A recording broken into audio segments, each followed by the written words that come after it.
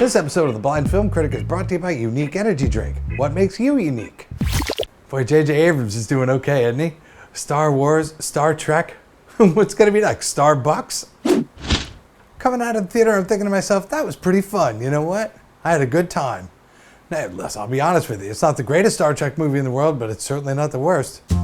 The great thing about this movie is probably the great thing about all these Star Trek movies. They don't take a lot of time at the beginning, you know, they do a little bit of reset, and before you know it, you're right smack dab in the middle of the adventure, and it happens so quickly. Overall, the performances in this are pretty good. I think you're going to enjoy them. Chris Pine does a real nice job with Captain Kirk. Zachary Quinto absolutely kills it as Commander Spock.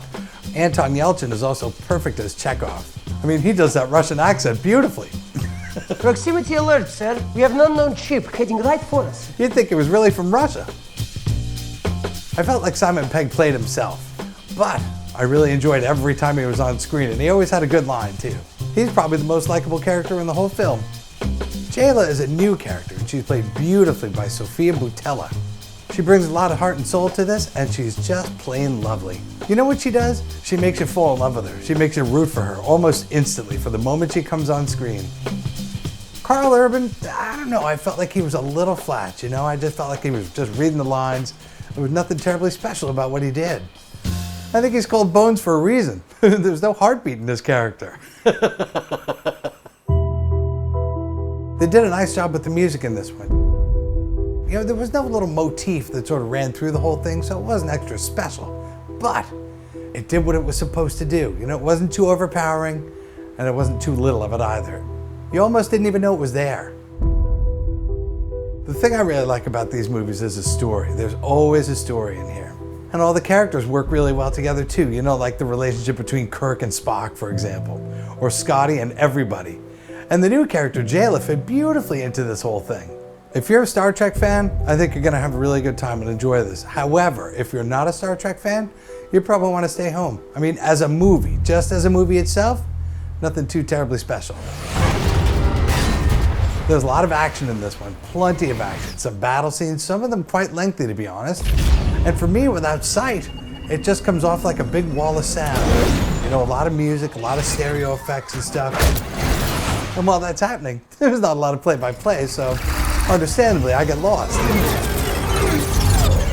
But when the scene stops and all the dust settles, they start to talk about what just happened. Everything that just happened. Who got hurt, who did what. They explain the point of the whole scene and give it some relevance as well.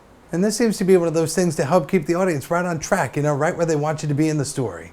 Next time you see an action movie with a long scene like that, notice whether or not they talk about it afterwards. More often than not, they do. So for Star Trek Beyond, I'm giving it 3 out of 4 eyes open. I hear they spent so much money on the marketing and the budget for this movie, the next one's gonna be Star Truck. They're just gonna drive around a galaxy. So what's next? Starsky and Hutch? What's next, the Jetsons? The next one's just gonna be Star Search.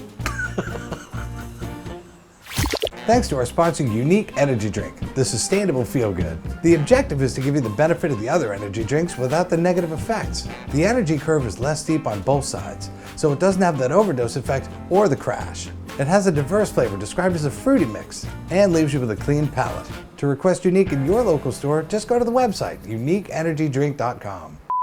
I'm gonna wreck something for you. I know it says no spoilers, but Spock curses. No shit.